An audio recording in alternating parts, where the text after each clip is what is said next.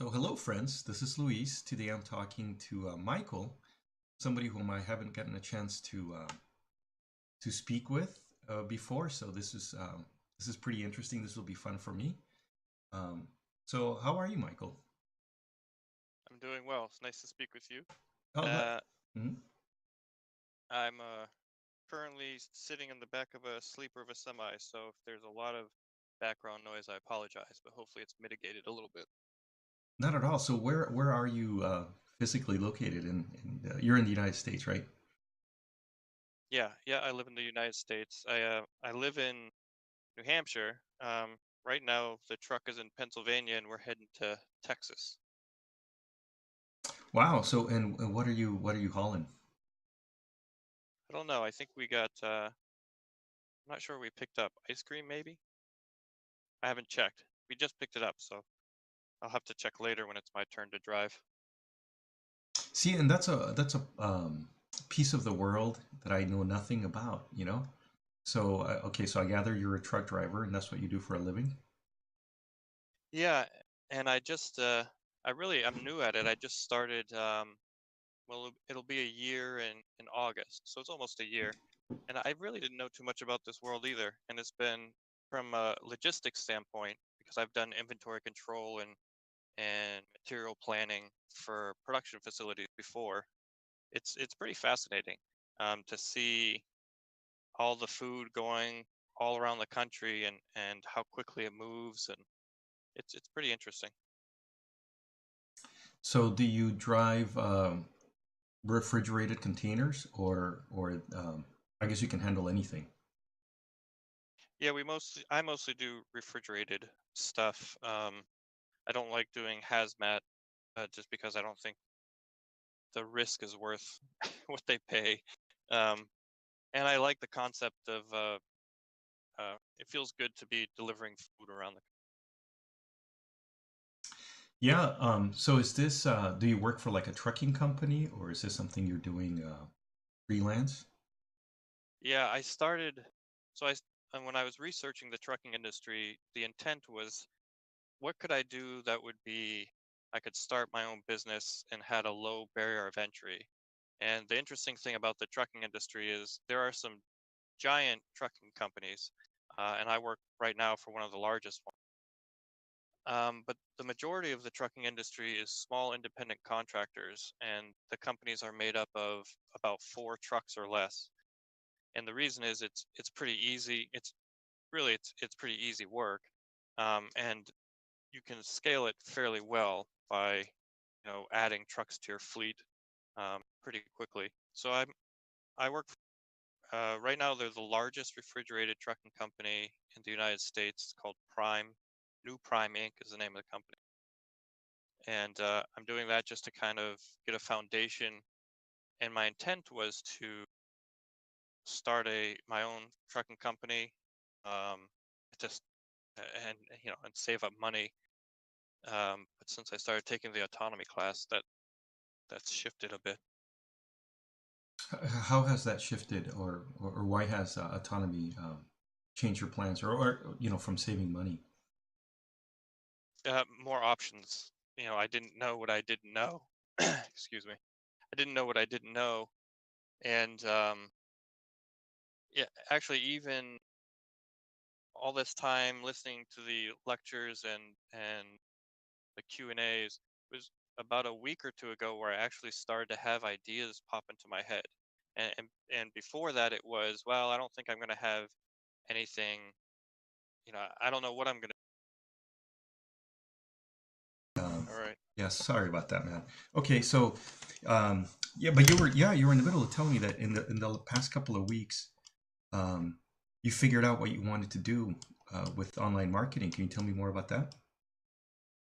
Yeah, it was more of I just started to have ideas, and that was the important thing for me because prior to that, I was just kind of sitting there going, I don't know, I don't have any ideas. I couldn't think of anything. But through listening to the lectures and um, I, yeah, through listening to the lectures, things just started to kind of click where I realized, I suppose prior I was thinking, well, I don't have any skills that anyone would want to learn, or people already know skills that I know. I'm not a guru of anything. And then it just clicked of, well, I might as well just pick something that I'm familiar with and start with that. And it doesn't matter that other people have done it also.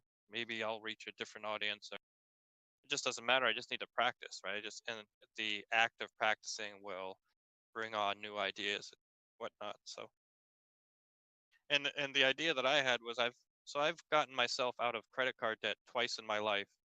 Um, and there's a really simple method of how I did it. And I thought, well, that's a good idea to, you know, apparently people aren't aware of it, some people, so that's something that I could work on. And even though there are other people who have done that, um, maybe I can put a different spin on it. No, that's phenomenal. So can you tell me what method you used? If you know, you don't have to go into detail if Oh there's yeah, some proprietary info, you know. But I'm just curious, you yeah, know, because you're right. I think this is yeah, something a lot of people struggle with, and it's not easy, you know. yeah. No, it's I mean it's really simple, and it's just A is learning where I'm spending money that I can save some. So for example, stop buying coffee every day at the local coffee shop. It's amazing that $3 adds up quickly when you get to a whole month. But it's just focusing down one credit card at a time. So if you have, let's say you have four credit cards and you pay the minimum payment is, let's say, $75 and you pay 100 on each one. It's paying the minimum on three, taking that extra $25 from those three, and putting that towards the first one, and just focusing it down, making weekly payments as opposed to monthly payments. Watching your finances on a weekly basis instead of a monthly basis. So I will take out rent, mortgage, or something like that. I take that out on a weekly basis and put it aside in a different account so that I don't have to worry about it. Um, and I don't keep a lot of I have a reserve of cash for emergencies, but most of my paycheck goes directly towards paying off the credit card while I'm doing that.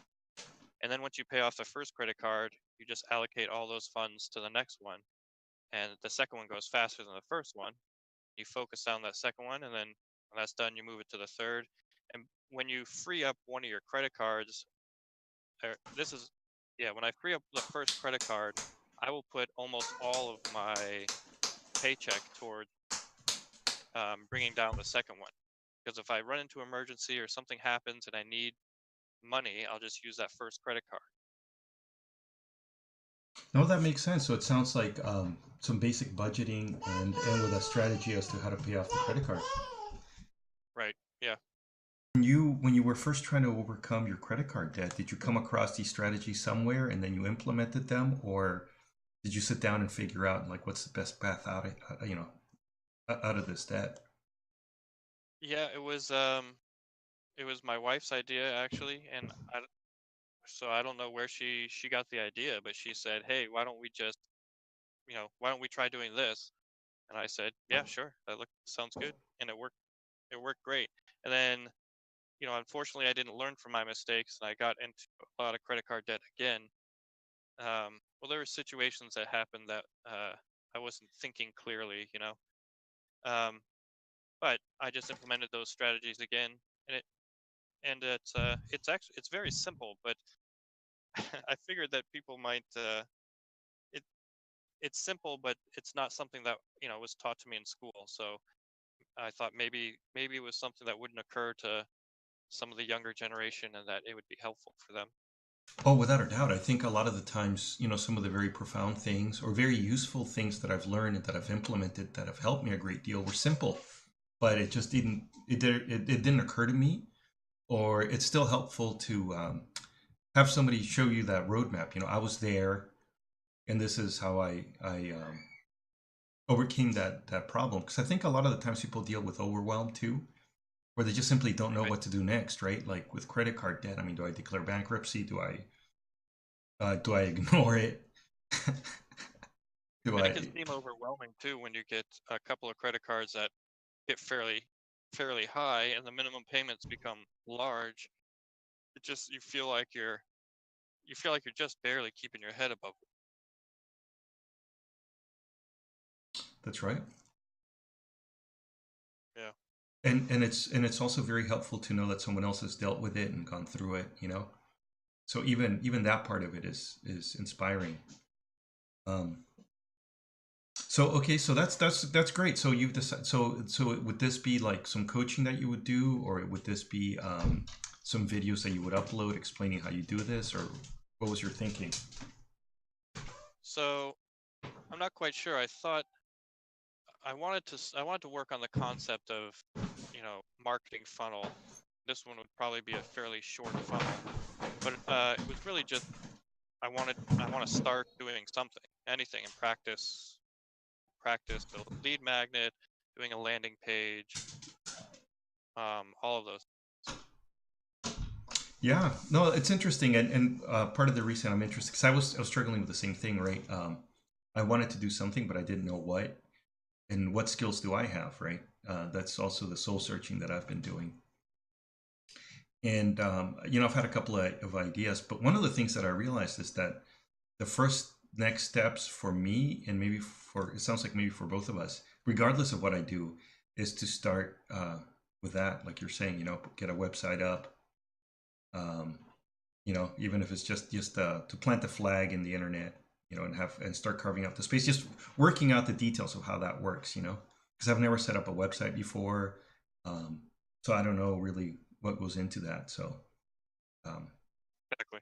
Same. And I just kind of started taking notes, throwing thing,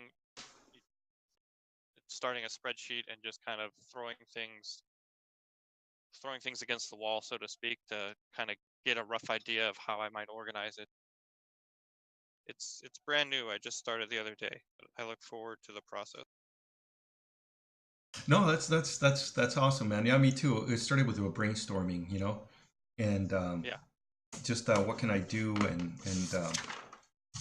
I know one of the things that Richard had mentioned, like I guess there's two ways, right? There's the passive forms of income and active forms of income. So I'm thinking like, what can I do passive, like in terms of Yep. investment, or but I haven't figured out a lot of things.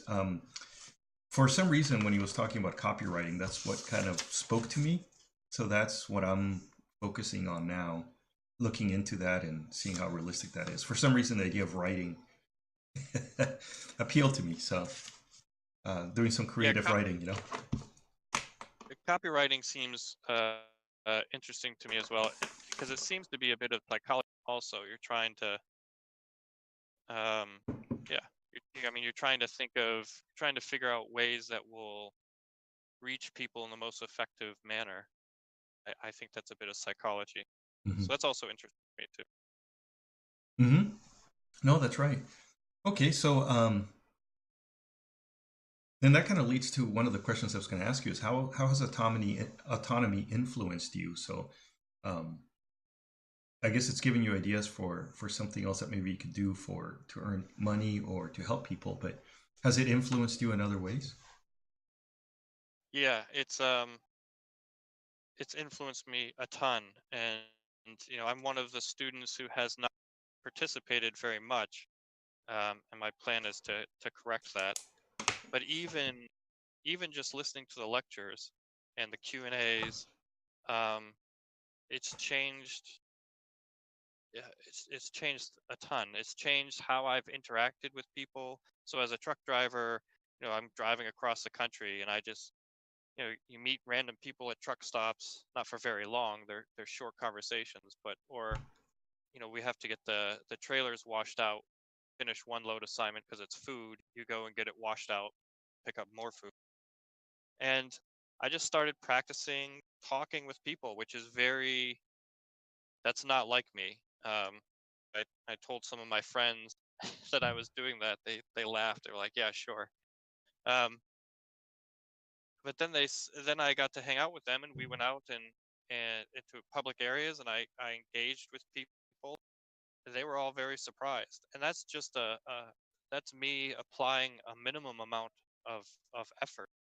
And so it showed me, man, if I once I put in more time and more effort, uh, the sky's the limit as far as I can tell. And that's just the communication part of it. And then, you know, I had a very poor idea of what sales was. I thought of the car salesman or car salesperson type of sales job, and it was really revolutionary. And I don't know why I took this class, but it was revolutionary for me to hear, oh yeah, if you have a product that you believe in and that you can stand behind, then you're looking to help people. It's not You're not trying to sell people something they don't need or they don't want. You're looking for people who could benefit from the thing that you have. And that really shifted things in my brain dramatically.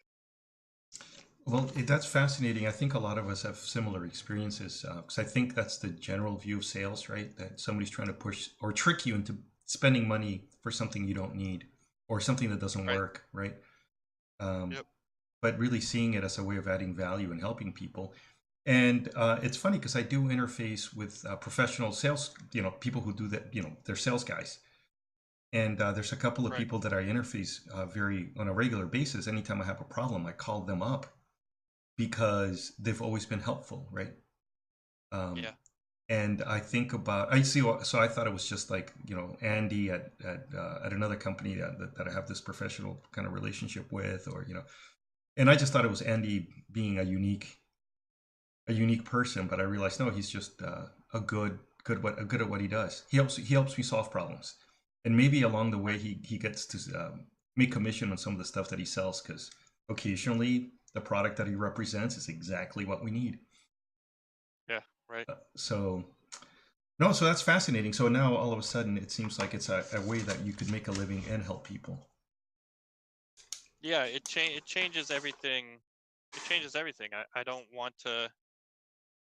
Uh, it just doesn't feel good, right? When you think about trying to get people to buy something, um, just because you want them to buy it, that just feels gross. It doesn't feel good. But wanting wanting to help people feels amazing.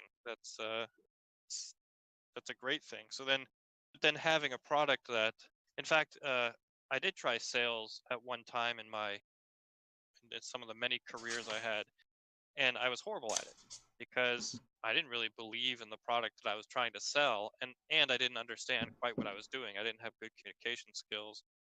Um, but it would have made a world of difference if I was talking to people who I saw had a need and that I had a product that would actually benefit them. It changed everything. Yeah, and it's funny you mentioned communication again. So I've got a couple of questions. The first one is, what specific activities helped you overcome, your hesitation in communicating with people? Was it the interaction in Discord, or was it what was it about autonomy that helped you overcome that? It was really I'm the type of prior to the autonomy course, I'm the type of person that would look at someone I didn't know and say, I don't have anything to say to them. I don't want to talk about the weather. I don't want to talk about frivolous things. And anything that I actually want to talk about is an in depth conversation. And I don't know how to get from, hi, how are you, to what do you think we're doing here at a spiritual level on this planet? I couldn't bridge that gap. Um, and so then the autonomy course showed me how to just ask questions, and you get to know them by asking questions, and then seeing following that path. um, it's more of like a dance or a play. You're asking questions and seeing how they respond to see where the next question will go, just kind of going back and forth and organically seeing where the conversation goes. And if it's somebody that I want to have a more in-depth conversation with, I think I'll get to that. I think I can get to that, not fairly quickly, but the conversation will get there, Well, it's yeah, funny but because before I had no idea how to start. yeah, it's probably one of the most profound things that I've picked up from Richard Grove, and as part of this class, is asking questions is how you think. So if you're asking questions while you're talking to somebody, I think you very quickly start drilling down into root causes, and that's where all the interesting questions are. So Exactly. maybe you start off complaining about bills or taxes, and if you ask a couple of questions, pretty quickly you can get to some profound questions like, who are these people that are collecting the taxes? What are they being used for? How voluntary is this really? Um, Right. and so, but anyway, so it's one of those things that we were talking about earlier. It sounds obvious, but it wasn't for me. I needed to hear it, and then I needed to hear it again and again, and maybe see examples of it. And then I thought, oh my God, asking questions, that's how you think. And that's maybe how you Yeah. get people to think, how you trigger them to start, the gears to start grinding. Right. And it's, like I said, I've not participated as much as other people have, and I can I look forward to honing those skills because I also, I engaged with the course with the on Discord and start talking. Then I kind of disengaged for a little bit for personal reasons, but I could see how it's um it's something that needs to be continuously used. It seems like it's not that if you don't use it you lose it, but I feel like I took one step forward and two steps back type of thing. So, but even taking small steps forward, I saw a huge, and I suspect that engaging more and practicing more and honing my skills more, that it will just be exponential, I Oh, think. without a doubt, that was one of the things that also Richard mentioned several times, and it took me a while to understand and integrate. That communication skills is really it's the high value skills, or and it that's what sales is, right? It's a type of communication. So learn to communicate clearly. Um, that's how it's funny. It has a profound effect on how people view you, right? All of a sudden you seem smart and people like you. Yeah, Um, Having a fun conversation is entertaining, so people walk away like, man, I'm so glad I spent an hour with this person. So it's how you make right. friends. Um, so, anyways, yeah, it's an incredibly important skill. And for a lot of us, I think the first step is overcoming that shyness, right? Or at least it was for me. Um, Yeah, absolutely. That's the largest thing for me is, well, I've also I my father was a child of a father is a child of an alcoholic, so he wasn't an alcoholic, but he had those same symptoms. mm, And um, I've always been fairly in touch with my emotions. So as a child, I learned that the safest place was to be quiet and not to talk. And so I've carried that on into adulthood, but didn't really realize what how detrimental that was for me. So overcoming that is one of the biggest things. When we were talking earlier before we started recording, I had said that I'll see people in Discord, and um, I feel like I'm interrupting if I go into the room. I feel like, oh, I shouldn't engage. I shouldn't say anything, and I can see that that's from my childhood of saying just be quiet and don't hide. Don't be seen. Hide away so that um, you don't cause anyone to get angry. And even though I intellectually understand that emotion's really strong, it's fairly challenging to um, super, what's the word? Overcome that and engage anyways. sure, and I think it's something that we also that's reinforced in school, right? That's one of the rules of school: don't talk. Right. Stop making noise because you get yelled at for doing what should be a very human thing. Right. Yeah. And Asking questions. asking, yeah, that's right. Well, that's the cliche of kids, right? They go through that phase that Right. everybody hates, and it's annoying because they're asking why, Yeah. and you realize like, no, man, that's curiosity, that's thinking, and we squash that, right? Uh, Yes. so, um, yeah, no, that's very true. That's very true. So I think it's something that a lot of us have to overcome. For me, it's funny. It started with this idea of the trivium, right? There was this mysterious thing that it's got this Latin name, and it helps you think. So I came across that, and I was struggling with how to integrate it, right? And there's 3 steps, and I thought, okay, grammar, I don't know what that means, or how to implement that. I mean, I understand it, but it's just so vague. What does it really mean, right? And then Yeah, logic, yeah, that sounds tough. That sounds like a college course. But rhetoric, well, I think I know how to work on that. So I started going to Toastmasters, and that's why I started. Right, I was working on the rhetoric part of it, and the impact they had on me. And this is before autonomy. Is it did help me overcome my shyness, so that when autonomy came around, um, unmuting and talking online wasn't as scary for me. But it was because I'd already, done a few scary things at Toastmaster, so it helped me. But it's something that we all had to overcome, and me too. I'm very shy, and I tend to be very introverted. yeah. Although, as I mentioned earlier, once I get going, it's hard for me to stop. So I can be a little chatty too. Well, that's when we find our excitement, and we find, once we start engaging, then we find things in common. Then I think it's natural for humans to want to engage and share, and that's where the excitement comes in. Yeah, or find out new things. Because like I said, I know nothing about trucking. I mean, I know they're everywhere, and I know it's a big part of their economy, and Yeah, yeah, it is commerce, and so for me that's fascinating, finding out more about that. So yeah. It's an interesting gig, but definitely not something. It's there. The health challenges are really the biggest thing. Making sure that I find time to exercise, because it can be fairly easy to just sit in a seat for 10 hours, And food is it.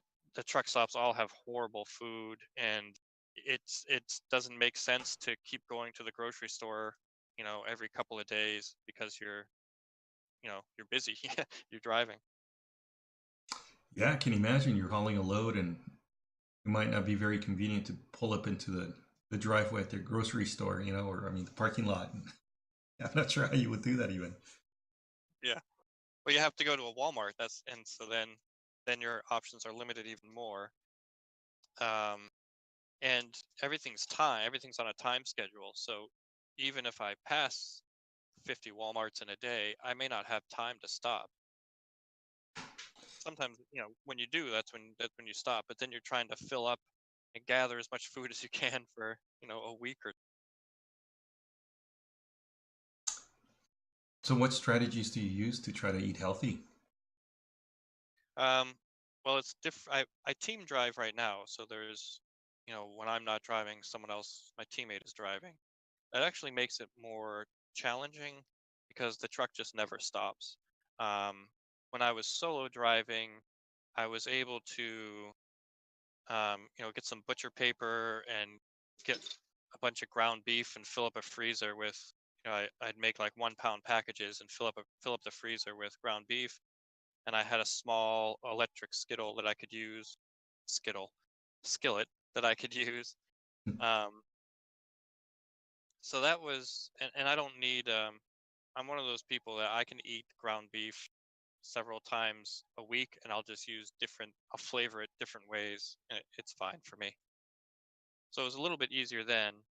Um, yeah, I haven't figured out a good solution for team driving. It's the truck moving is too difficult to try and cook, and it just feels, I feel rushed a lot. We're just moving, moving, moving, moving, moving.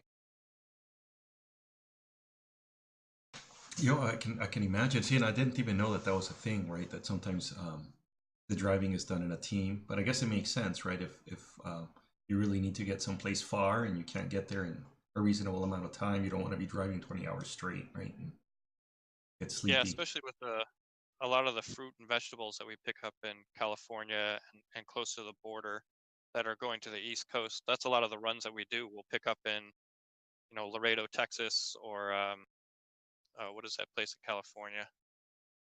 Calexico. I think it's called Calexico, Okay. but it's right near the border there. And we'll pick up there and then go to, Connecticut or Pennsylvania, Jersey, or so, you're looking at 2,500 miles. And they want to get that there in 4 days, 4 or 5 days. Wow, So man. team go.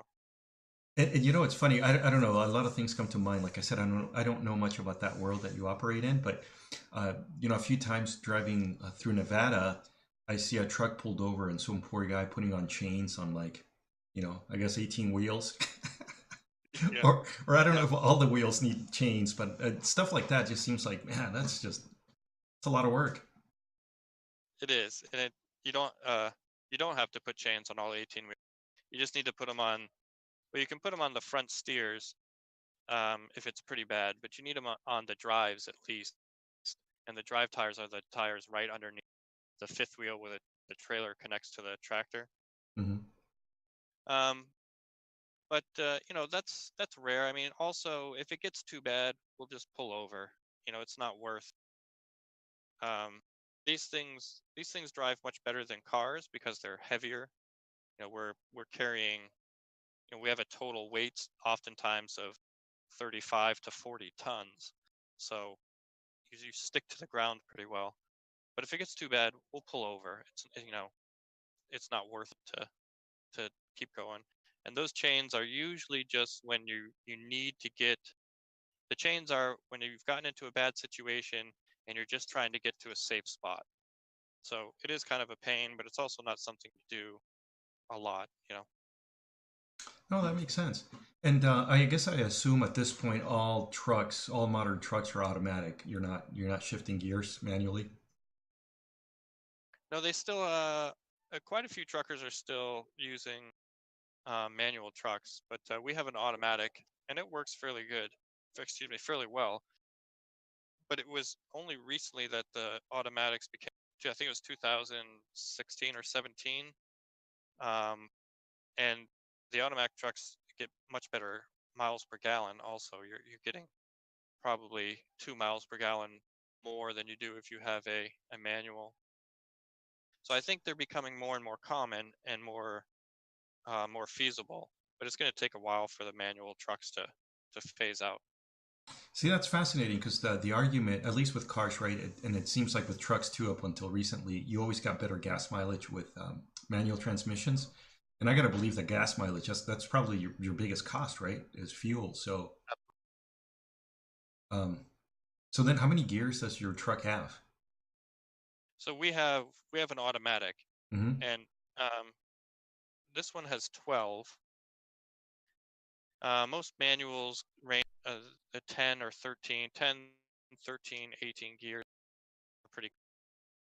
But yeah, this automatic has 12. Okay, You so get go ahead. Go ahead. you get much better gas mileage with the automatic in the truck because it's all about um, your RPMs and the truck will the truck has sensors to figure out the weight and how the weight distribution is and what the optimal RPM is to shift. And that would take, you know, years and years of experience as a truck driver of just kind of, you know, trial by error. So that the automatics take a lot of that out. That's fascinating. And you know, what's really cool is I get to ask you something that's I've had a little itch in the back of my mind, believe it or not, probably since I was like 5 or 6. Um, Uh-huh. so okay, so I'm from Mexico, right? And I more or less grew up there. And I used to ride, like when I would ride a city bus, or I would try to pay attention when it was, you know, like Greyhound buses, those are still pretty common in Mexico. So I would see these truck drivers, and you know, I would sit there. I've spent many hours sitting in a bus, so bored, I would start Yeah. paying attention to the bus driver, and yeah, I realized like, man, they've got a ton of gears. You know, you could Yeah. tell from there's a brake in the acceleration. You know, vroom, vroom, Yeah. vroom. It's like, oh my god, Yep. 1, 2, 3. So, and I understand how manual car transmissions work. I drive a stick. So, okay, five Yep. gears. That seems to be about the maximum that you can, so you don't get lost in knowing between first, third, and fifth. You know, you can kind of tell there's 3 slots. So I noticed that they had a similar pattern, right, where they're paddling the gear shift. But then they also had like a little button on the Yep. gear shifter, and that seemed to be part of it, right? So there was like a little toggle switch close to the stick shift. Is that still how like trucks work, manual transmissions? It's like a little H pattern, and Yep. then the toggle switch. Yeah, depending on whether it's it's got 10 gears or 13 or 18. Um, and I really don't know too much about it because I'm still new to the industry. I started in an automatic truck, Mm. so I never had the opportunity to test out in a manual. But I do know that there is a toggle switch that you go through. I think it's 5 or 6 gears, and then you flip the switch, and then that brings you up to 7, 8, 9, 10, and you just continue that pattern. That's amazing to me. So, driving stick shift for me. So this like I get confused, and I'm not sure if I'm in third or fifth, or or fourth or Yeah. sixth. Actually, the car we have is 6 gears. Um, so yeah, it's like so this I'm driving on the freeway, and I don't know 20 minutes, and then I look down. It's like, why are the RPM so high? It's like, oh wait, I'm in fourth instead of sixth. Let me switch. I can't imagine navigating 10 gears or 13 gears or Good God. It's different when you do 10 hours a day. That's one thing. The biggest difference, well, some of the biggest differences I noticed when I started driving truck was I have to pay attention to signs because when you're 75 feet long, if you go down the wrong road, it can become a time killer and can just become dangerous with low, especially on the East Coast with low bridges. Um, and also my driving skills just got better only because I'm doing it 10 to 10 to 11, 12 hours a day, right? So just you would get used to it fairly quickly, surprise. And then the other thing that's a little strange is whenever I go from the truck, if when I go home and I get into my Ford Ranger, it feels like a clown car. It's tiny, steering wheel's tiny. It feels like a death trap, actually. Oh, interesting. Okay. See, because I would be terrified to drive like a truck like I see on the road. Because, yeah, it seems like it's so heavy and it's so long and stuff. But it's funny that, it feels more secure to you because I guess that's what you're used to. Yeah, and you get used to it pretty quickly. It feels, and it's this is a new. We're in a 2019 Freightliner, so it's also new. It drives very nice. It's like driving a big bus. You get used to it pretty quickly, and I mean, it handles better in the snow and the rain. You still have to be careful and know what you're doing, but it's not like a car or even a four-wheel drive truck at all. You get used to it. It's not too bad. It's going to these small towns and city streets where it can be pretty challenging, but you just have to understand. You have to understand that you're driving the trailer. You're not driving the tractor. So you're trying to control where the trailer's going, and you maneuver the tractor appropriately. Once you figure that out, it becomes a little easier to get through around tight corners and stuff like that. Still, that's fascinating. I mean, every time I see like a trucker backing up into a space, um, Yeah. I'm just always amazed, and because I mean, I struggle doing that with my car when I have to park facing out, and have to reverse into a spot. Yep. It's always a very slow and deliberate process for me and my little Volkswagen. Yep. And just like anything, like I said, it's just practice, and once you do it for a while, but I think it took me a good, I don't know, 6 months before I could back up without really having to think about it. Because like I said, you're pushing the trailer, and so the tractor you need to turn the wheel the opposite way of where you want the trailer to go. And I had to think about that a lot the first 6 months, and then it started to become automatic where I would turn the steering wheel without really thinking. And then things become a little bit easier. And then once you understand pivot points and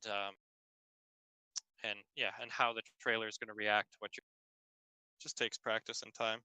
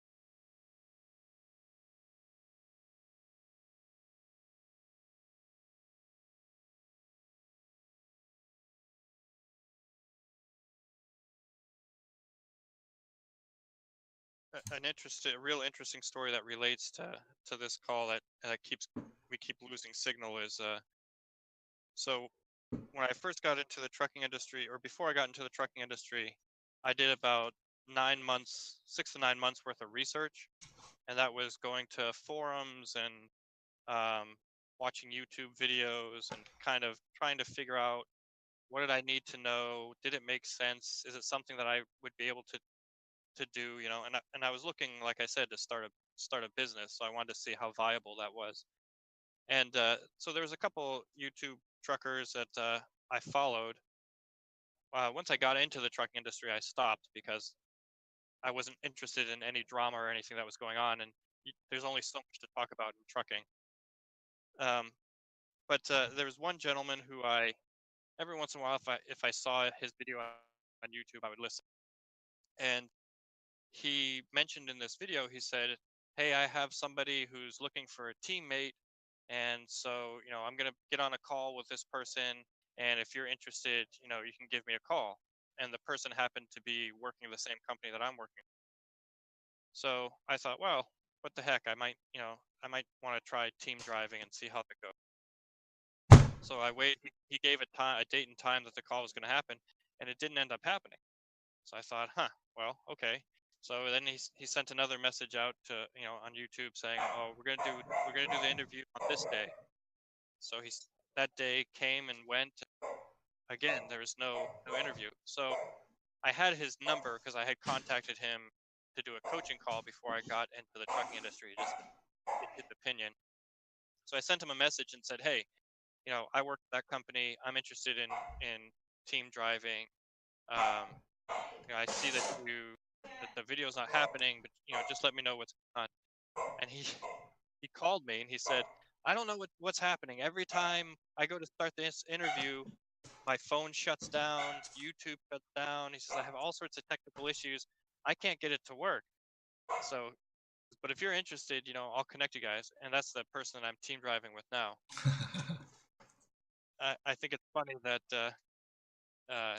having technical issues and trying to connect with someone at that time, and then so maybe it's me. I don't know. I have a lot of electric. Yeah, we'll see something. Yeah, I don't want you to spill the secrets of the industry, man. Yeah, I guess, but dangerous for sure. But but yet another example of how it pays off to reach out and communicate with people, right? So, Yeah, that was one of those instances where I just followed my intuition. I forget who I was talking with. I told them that one of the biggest reasons why I got into trucking is intuitively it felt like the right thing to do. That's the path I'm supposed to be taking on my journey here. Um, and I've really tried. I've really started listening as much as I can to that intuition and feeling what's it telling me to do, where am I supposed to be going. And that was an instance where I just had the intuitive sense to give this guy a call and say, you know what, I'm just going to call. Um, so maybe there was technical issues because I was supposed to call. I don't know, but right, yeah. So, can I ask you what is it about driving a truck that you enjoy the most? um, seeing the country, is pretty nice. The other thing is you're not bothered too much. I've worked in companies where the internal politics was just horrendous, and I'd have to occasionally go into meetings, and I would just be sick to my stomach, knowing that I had to be careful with what I said, that what was going to come out of people's mouths wasn't really what they were saying, and they were trying to trap you into because they're trying to save their job. They don't want to admit certain things. It was just a horrible feeling. And being out in the truck, I talked to dispatch once a day, maybe, or every other day, or only if there's a problem. So you're not really bothered. And the my cubicle has an 8-foot window that looks out countryside, or sometimes truck stop. But That's I, pretty. I enjoy that. That's pretty cool. That definitely sounds like an upgrade. Um, so, and then what's something? What is it about your job, your current job, that you dislike? What brings you the most pain about being a trucker? Man, it's lonely. So I'm a super introvert, and one of the reasons why I thought trucking would be a good fit for me was, you're alone a lot. Even team driving, what the other person's sleeping most of the time, or sometimes you just need to get away, so you go back in the sleeper just to not have to be in the front seats, But yeah, I thought it would be easy for me uh because I'm an introvert, and I've like I've avoided a lot of social encounters, and I thought that that was because, oh, I just don't really like socializing. But when I got out in the truck, I realized that that was just my childhood of, be quiet and stay safe, and the safe place was my home, in my room. That was a safe area, and I brought that into adulthood, thinking that that's just what I liked. Trucking showed me that no, that's not what I liked. I was just scared, and I felt safer there. And so when I came out here, you're just alone, and you're alone for long periods of time. I went from Thanksgiving until the middle of January. I had 4 days at home, or 5 days, and that's a long stretch to go without seeing family and friends. And I make good money, but I also work more than I've ever worked at any job. My hourly rate is horrible. I make less than minimum wage, but I bring home a year. I bring home a great salary, but I also work my butt off. So I would like to make just as I would like to make a similar salary, but putting my efforts towards something more productive for my life. This is not sustainable. This is not something that I think I can do for the next 20 years or so. It's just, I think I would go crazy. Yeah. Well, and it's good that we all have at least we know that there's a path, right? A different path that we can choose, and it's just a matter of figuring out how to implement it, or what, of figuring out what we want to do and defining the steps to get there, and then putting those steps into action. And for me, that was also a revelation, right? Something that maybe should be obvious, but I needed to hear that there's a different way. You're not necessarily Right. stuck doing what you're currently doing. You can take charge, right, and pick a direction, and go. So, I guess I have one last question for you, um, and I'm Okay. always curious about everybody. How did you come across autonomy? How did you come across Richard Grove? How did you end up in the class? Oh, I cut you. That last question cut off for me. Sorry. Oh, how did you end up in the class? What's the story of how you ended up in autonomy? Oh, right. Well, I found Tragedy and Hope. I guess it was around 8 years ago or so. It was somewhere around there. Um, I think, like most people, September 2001 really. I started having a lot of questions of, wait, this doesn't seem to make sense. Like, how did they find this guy's passport on the sidewalk again? That was inside the plane. That supposedly disintegrated. Yeah, I just started. My curiosity got piqued, and I started searching and searching and searching, and that led me to Tragedy and Hope, and James Corbett, different um, you know alternative media type things. So I learned about autonomy because you know, I, I was so impressed with Tragedy and Hope, um, with the resources, because I had found other avenues that I had started, other websites or stuff that I had started to go down, and and finding out that it wasn't accurate information, and so I kind of felt a little naive, like, man, how did I believe that? I don't know, that there were lizard people that were running our government, and that maybe that's still true, but I don't see any evidence to that now. But finding Tragedy and Hope, and then having resources, say, well, here, go check it out for yourself. And I did that, to start, because I'd gotten burnt a couple of times. And then when you find, oh no, there is integrity there, and um then it became fascinating. Like, history of the world is just more interesting to me than Game of Thrones or The Walking Dead, or any of that stuff. Um and I was really impressed with what I was learning, and I couldn't get enough. You know, I've listened to I absolutely love the Ultimate History Lesson. It sounds kind of strange, but whenever I got really depressed, I would listen to the Ultimate History Lesson because there's something about John Taylor Gatto um, that's uplifting. I really enjoyed. Um, yeah, so I got to, I wanted to contribute something, so I started contributing to the Tragedy and Hope community, and also a couple other people, because I was getting so much value.